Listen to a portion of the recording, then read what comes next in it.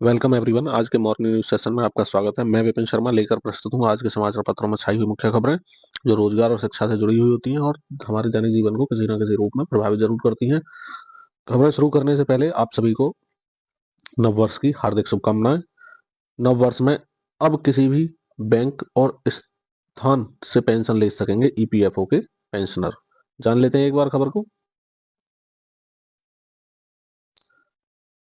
आज से पेंशनर जो है ईपीएफओ के, वो देश में स्थित किसी भी बैंक शाखा या स्थान से अपनी पेंशन प्राप्त कर सकेंगे। सेवानिवृत्त होने के बाद अपने गृह नगर में रहने वाले लोगों के लिए यह एक बहुत बड़ी सहूलियत होगी। दरअसल कुछ दिनों पहले कर्मचारी पेंशन योजना 1995 के लिए केंद्रीकृत पेंशन भुगतान प्रणाली सीपीपीएस के प्रस्ताव को श्रम एवं रोजगार मंत्री मनसुख मांडविया और ईपीएफ के केंद्रीय न्यासी बोर्ड के चेयरमैन द्वारा स्वीकृत किया गया था, जिसके बाद नए साल से यह सुविधा कर्मचारियों को मिलने वाली है।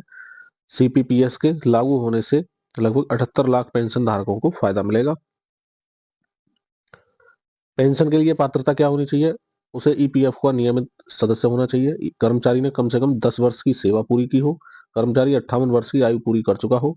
वह 50 वर्ष का पूरा होने के बाद कम दर पर अपनी ईपीएस निकाल भी सकता है। वह अपनी पेंशन को 2 साल 60 वर्ष की आयु तक के लिए आगे भी बढ़ा सकता है, जिसके बाद उसे प्रत्येक वर्ष 4% की अतिरिक्त दर पर पेंशन मिल सकेगी। शिक्षकों की नई भर्ती के लिए रिक्त पदों की गणना शुरू हो चुकी है, गिनती शुरू हो चुकी है। ऑनलाइन भर्ती प्रस्ताव भेजे जाने पर भी लिया जाएगा निर्णय। प्राथमिक, माध्यमिक व उच्च शिक्षा में शिक्षकों के पदों पर नई भर्ती शुरू करने के लिए उत्तर प्रदेश शिक्षा सेवा चयन आयोग ने 4 जनवरी को संबंधित विभागों के निदेशकों की बैठक बुलाई है। इसके लिए विभाग रिक्त पदों की गिनती करा रहे हैं। बैठक में नई भर्ती शुरू करने के साथ ऑनलाइन अधियाचन भेजे जाने पर भी निर्णय लिया जाएगा।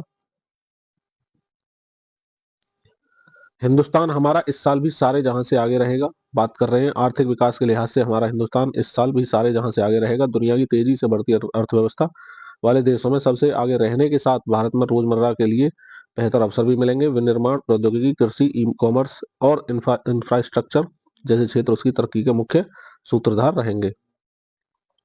हाईवे पर 5 किलोमीटर पर अलर्ट, एक्सप्रेस वे पर निर्धारित दूरी पर स्पीड लिमिट, नो पार्किंग के साइन बोर्ड।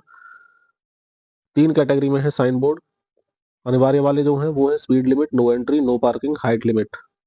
दूसरा, अलर्ट करने वाले जो बोर्ड है वो है crossing, traffic merging, overhead cable, rumble strip, road की चौड़ाई आगे घटने जैसी जानकारी। एक होंगे information, petrol pump, rest area, restaurant, way side amenities, दिशा संबंधी जानकारियां वाले बोर्ड। हाईवे और एक्सप्रेस वे पर लोगों की सहूलियत और सड़क सुरक्षा की स्थिति में सुधार के लिए केंद्र सरकार ने साइन बोर्डों के लिए नए सिरे से दिशा निर्देश जारी किए हैं। इन पर 24 जनवरी से अमल किया जाएगा। इन दिशा निर्देशों के अनुसार अधिकतम स्पीड लिमिट की जानकारी देने वाला बोर्ड वाहनों के चित्र के साथ हर 5 किलोमीटर में सड़क के किनारे और डिवाइडर के बीच क्रमशः लगाना अनिवार्य हो जाएगा। अलग अलग वाहनों के लिए अलग अलग स्पीड लिमिट निर्धारित होती है, इसलिए इस बार एक नया बोर्ड भी अमल में लाया जाएगा जो एक पैटर्न पर सभी वाहनों के लिए स्पीड लिमिट एक साथ बताएगा। वह डिस्प्ले केवल सड़क के मध्य में स्थापित होगा। गाइडलाइन को आप जान लें। हाईवे और एक्सप्रेस वे पर नो पार्किंग की सूचना भी हर 5 किलोमीटर में देना अनिवार्य है। पैदल चलने वाले लोगों को सड़क पर पार करने में जोखिम से बचाने के लिए क्रॉसिंग की सूचना पहले से देना अनिवार्य किया गया है। एंट्री पॉइंट यानी उन जगहों पर जहां ट्रैफिक मर्ज हो रहा है की सूचना भी पहले से देना जरूरी है, ताकि लोग अपने वाहनों की रफ्तार कम से कर सकें। रंबल स्ट्रिप के लिए कम से कम 250 मीटर पहले बोर्ड होगा। नए साल के साथ बदल गए ये नियम, तो क्या है वो नियम जान लेते हैं। 15 जनवरी तक आईटीआर विलंब शुल्क के साथ संशोधित आईटीआर दाखिल करने का समय 31 दिसंबर था। अब केंद्रीय प्रत्यक्ष कर बोर्ड सीबीडीटी का समय सीमा को बढ़ाकर 15 जनवरी कर दिया गया है। किसी बैंक से पेंशन ले सकते हैं, ये सूचना आपको मिल चुकी है। ईपीएफओ ने भी पूर्व में 1 जनवरी को बड़े बदलाव का ऐलान किया था। कर्मचारी पेंशन योजना ईपीएस से जुड़े पेंशन धारक देश में स्थित किसी भी बैंक शाखा या स्थान से अपनी पेंशन प्राप्त कर सकते हैं। लाखों पेंशन धारकों को इसका फायदा मिलेगा। जीएसटी नियम में भी बदलाव, 1 जनवरी से जीएसटी से जुड़े कई नियमों में बदलाव होने जा रहा है। इसमें मल्टी फैक्टर ऑथेंटिकेशन ऑथेंटिकेशन है, ये वैसे एमएफए भी शामिल है। यह प्रक्रिया उन सभी पर लागू होगी जो जीएसटी फाइल करते हैं। यूपीआई 123 पे पर बढ़ी लिमिट, वे यूजर्स जो स्मार्टफोन इस्तेमाल नहीं करते वे अपने बेसिक फोन से भी ट्रांसफर कर सकते हैं। इसकी सीमा पहले 5,000 थी, इसे बढ़ाकर 10,000 कर दिया गया है। कार की कीमतें बढ़ेंगी। 1 जनवरी से कार खरीदना महंगा होगा। Maruti Suzuki, Hyundai, Mahindra, Honda, BMW आदि ने 3% तक कीमत बढ़ाने का ऐलान किया है। एफडी के नियम भी बदल जाएंगे। आरबीआई ने एनबीएफसी के लिए एफडी से जुड़े कई नियमों में बदलाव किया है। ये बदलाव एफडी में जमा रकम को मैच्योरिटी से पहले निकालने से जुड़े हैं। एजुकेशन सेक्टर को 2025 से और ज्यादा सुधारों की उम्मीद है। 2024 ने नो डिटेंशन पॉलिसी NEP 20 को लागू करने को लेकर हुआ काम। जान लेते हैं इसे विस्तार से। 2024 में हुए बदलाव। जनवरी 2024 NEP के तहत बहुभाषी पाठ्यक्रमों का विस्तार हो चुका है। CUET परीक्षा में तकनीकी समस्याओं पर विचार के लिए सॉल्यूशन जून 2024 में। दिसंबर 2024 में नो डिटेंशन पॉलिसी को समाप्त करने का निर्णय लिया गया है। दिसंबर 2024 में एडटेक और डिजिटल शिक्षा के लिए नई पहल की घोषणा हो चुकी है। भविष्य में 2025 में क्या हो रहा है? 2024 में शिक्षा में क्रांति का मार्ग प्रशस्त किया, जबकि 2025 इन सुधारों को और गहराई से लागू करने का वादा करता है। स्किल बेस्ड लर्निंग, एडटेक, नवाचार और नई शिक्षा नीति के लक्ष्यों के साथ भारत का शिक्षा क्षेत्र में छात्रों को भविष्य की चुनौतियों के लिए तैयार करने की ओर अग्रसर है। उम्मीदें क्या है 2025 में एजुकेशन सेक्टर से? 5+3+3+4 संरचना का विस्तार होने जा रहा है। इसे सभी राज्यों बोर्डों में लागू किया जाएगा। शिक्षक की ट्रेनिंग में सुधार। निष्ठा के तहत शिक्षकों को ट्रेनिंग दी जाएगी। Integrated higher education body UGC, AICTE और NCTE मिलाकर एकल नियामक संस्था बनाने का प्रस्ताव है।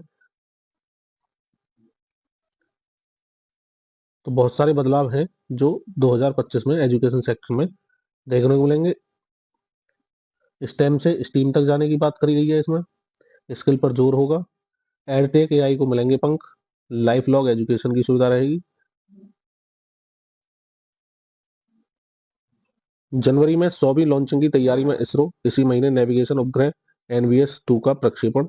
वर्ष 2024 में एक के बाद एक कामयाबी हासिल करने के बाद इसरो नए वर्ष में भी इतिहास के सुनहरे अध्याय लिखने जा रहा है। इसरो जनवरी में ही श्रीहरिकोटा के अंतरिक्ष केंद्र से geo synchronous launch vehicle GSLV mission के तहत लॉन्चिंग का शतक लगाएगा। इसरो ने एक दिन पहले ही PSLV C60 रॉकेट में से स्पेडेक्स मिशन लॉन्च किया था। यह श्रीहरिकोटा से 99वीं सफल लॉन्चिंग थी। मिशन के तहत PSLV C60 रॉकेट ने 2 छोटे अंतरिक्ष यानों चेजर और टारगेट को 475 किलोमीटर की वृत्ताकार कक्षा में स्थापित कर दिया है।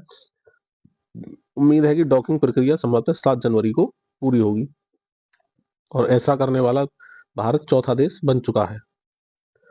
नए साल से नए नियम। इनका होगा आपकी जेब, जिंदगी और जरूरत पर असर। EPFO सदस्य ATM से निकाल सकेंगे पैसा। किसानों को मिलेगा ज्यादा लोन। कॉलिंग रिचार्ज में भी परिवर्तन होने जा रहा है। अब तक क्या होता था, आपको डेटा वाला प्लान रिचार्ज करना पड़ता था, चाहे आपका मोबाइल फोन डेटा यूज करने में सक्षम है या नहीं है, यानी कीपैड फोन है तब भी डेटा का इस्तेमाल करते थे। लेकिन अब ट्राई के तहत क्या हुआ है, नए साल में जो टेलीकॉम कंपनियां हैं वो डेटा पैक वाला कॉलिंग रिचार्ज पैक के साथ विकल्प भी देंगी। व्हाट्सएप पे अब कर सकेंगे UPI पेमेंट। व्हाट्सएप से भी लघु बचत पर स्थिर रहेंगी ब्याज दरें। UPI 123 पे पर बढ़ी है लिमिट। शिक्षा जगत से खबर है, CBSE की 10वीं और 12वीं की प्रैक्टिकल परीक्षाएं आज से हैं। प्रैक्टिकल परीक्षाएं समाप्त होते ही 15 फरवरी से मुख्य परीक्षाओं की हो जाएगी शुरुआत। सरकारी स्कूलों में PGT पद पर आवेदन की आयु सीमा घटा दी गई है। राजधानी दिल्ली के सरकारी स्कूलों में PGT पदों पर आवेदन की अधिकतम आयु सीमा को मंगलवार को 30 वर्ष कर दिया गया है। पहले यह 36 वर्ष थी। इस कारण से हजारों उम्मीदवारों की दावेदारी पर पानी फिर गया है। सबसे प्रतिकूल प्रभाव ओवर एज हो चुके गेस्ट टीचर पर पड़ेगा। All India guest teachers association के महासचिव शोएब राणा के अनुसार आयु सीमा घटने से हजारों उम्मीदवार घर बैठे ओवर एज हो गए हैं। तो ये बदलाव कहीं ना कहीं अच्छे के लिए नहीं हुआ है। इसी के साथ आज का मॉर्निंग न्यूज सेशन यही समाप्त होता है। मैं विपिन शर्मा लेता हूँ आपसे विदा। मिलते हैं नई मॉर्निंग न्यूज सेशन में। तब तक के लिए अपना ख्याल रखें, स्वस्थ रहें, मस्त रहें और एक बार फिर से नववर्ष आप सभी के लिए बहुत ही आनंददायक रहे और बहुत सी खुशियां लाने वाला हो। जय हिंद, जय भारत, वंदे मातरम।